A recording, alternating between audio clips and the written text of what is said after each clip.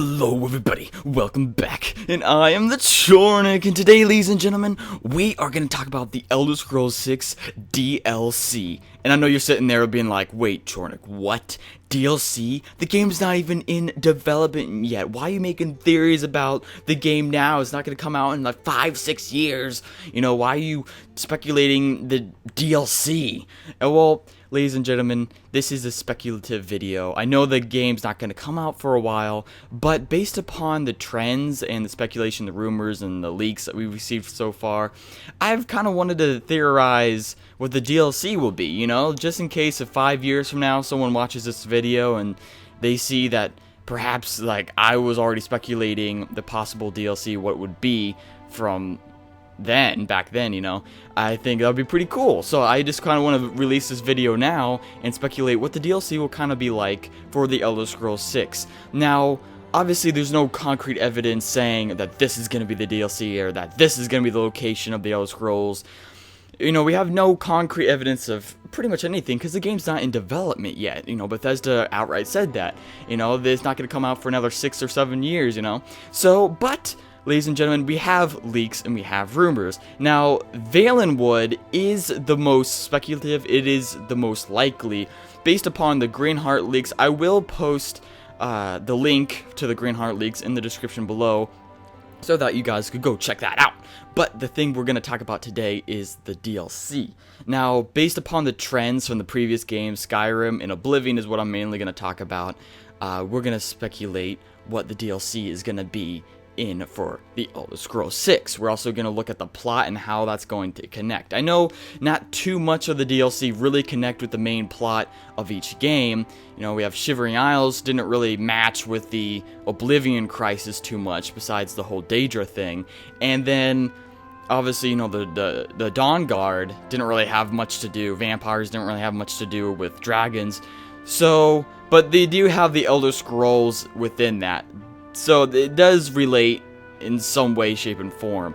Now, of course, we have the Hearthfire DLC that came out for Skyrim, and then we have the settlements and Fallout that the Bethesda has introduced. The thing is, I do believe that Bethesda is going to have settlements again in the Elder Scrolls. I know a lot of people did not like that, but there are some people that do, you know? There's some people that like ESO, there's some people that like it. Obviously, there's a lot of people that don't like it, it's not for them.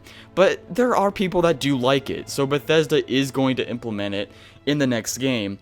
I don't think it's going to be as grand as Fallout's was. I don't think it's going to be as massive. I think we're going to have a couple forts that we could build and maybe some towns and, you know, your own house and stuff. I don't think it's going to be on the grand scale of settlements as what Fallout was, but it's going to be obviously handled better. So I think you're going to appreciate Elder Scrolls settlement system better than Fallout's. But obviously we're going to have something to deal with settlement DLC within the next game as well, or possibly just helping to rebuild a town or something along those lines. That would be the smaller DLC. Now, moving on to what the bigger DLC and the final DLC. Final DLCs are like kind of like the big, grand, epic ending to the game, right? So, in the main story of every Elder Scrolls game, you start off as, you know, a prisoner, you start off as a low-life scumbag, right? But then eventually you become this amazing hero, this, you know, amazing person that everyone respects and loves.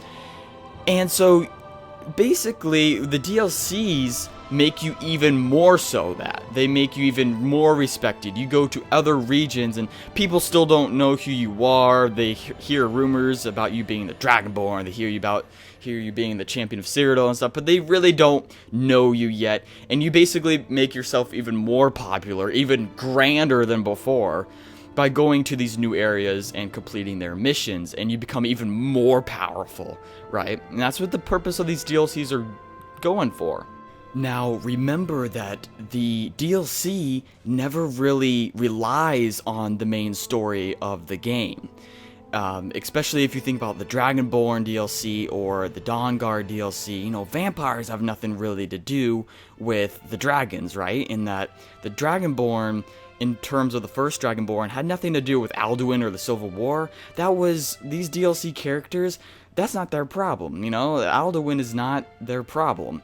What's the real problem is the first Dragonborn. So as you can see, these DLCs, from what I'm speculating right now, will have nothing really to deal with the main story of the game, the main plot line. It's not going to be, the DLC characters, their problem isn't going to be the main game's problem. You know what I'm going with right here?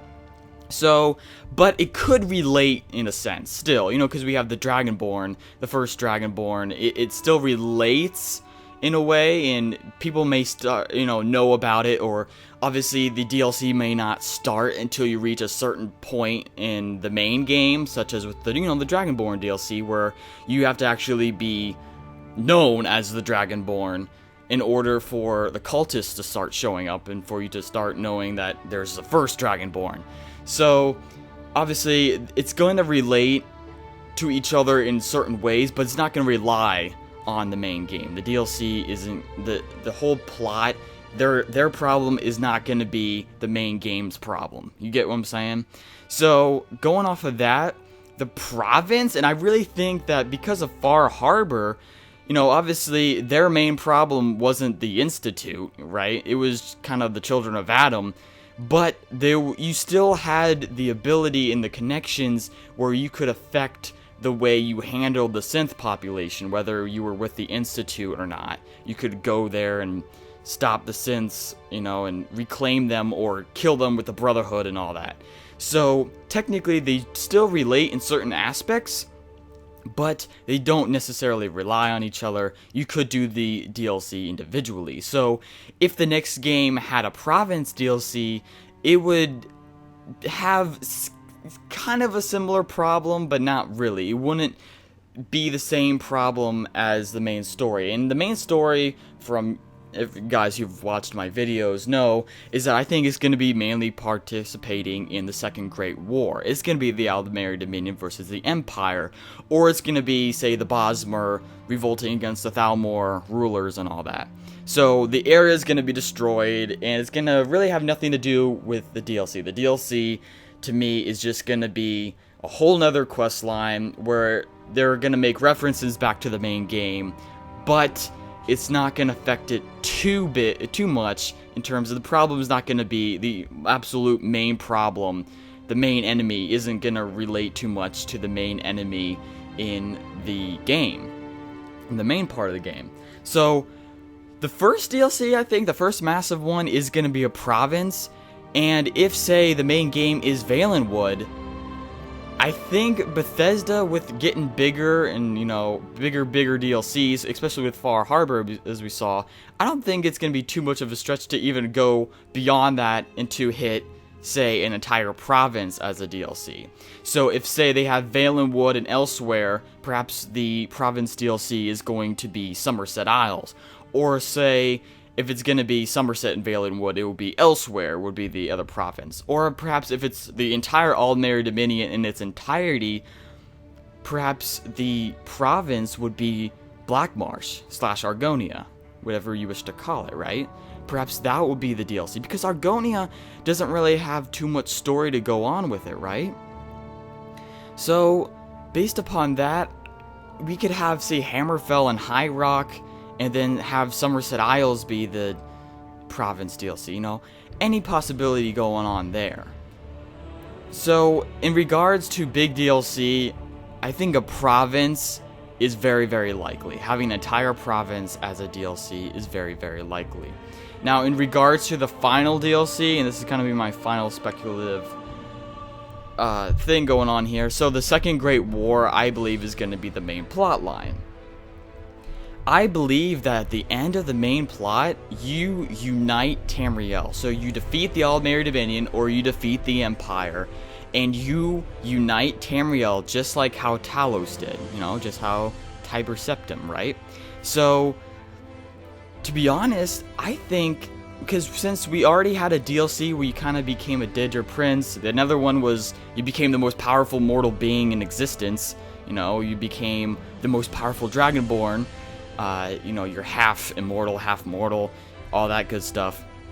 You have godlike beings. I think in the next game, perhaps the DLC makes you an Aedra, or one of the Divines, and perhaps you relate to Talos in a way, right? So maybe you could continue on being the Dragonborn.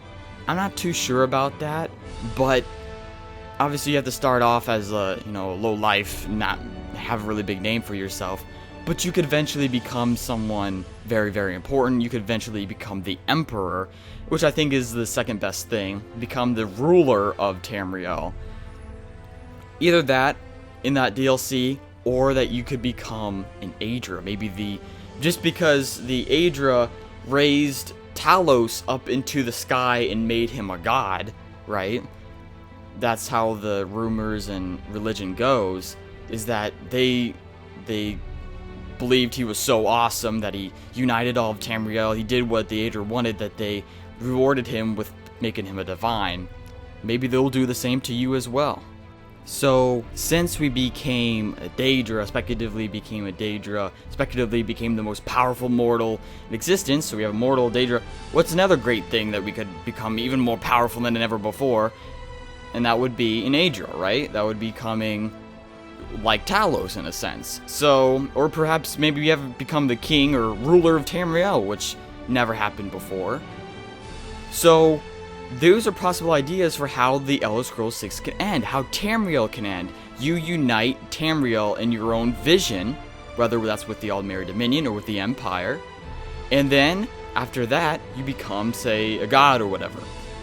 Then, in the Elder Scrolls 7, we can move on to Akavir and do entire Elder Scrolls 7, Elder Scrolls 8, blah blah blah blah, go on forth with Akavir being the entire new section, and eventually come back and maybe there would be some huge war between Tamriel and Akavir in a later Elder Scrolls 10 game or whatever, I'm just speculating upon that. But, ladies and gentlemen, thanks for joining. I love you all. Please post in the comment section below what you'd like to see in terms of DLC. This was kind of the blueprints about how the DLCs will probably be handled. Nothing to confirmation yet, so I can't say where exactly it's going to be and everything. But this is good ideas, I think. So, I love you all. Can't wait to see you next video. Peace out! Thank you very much.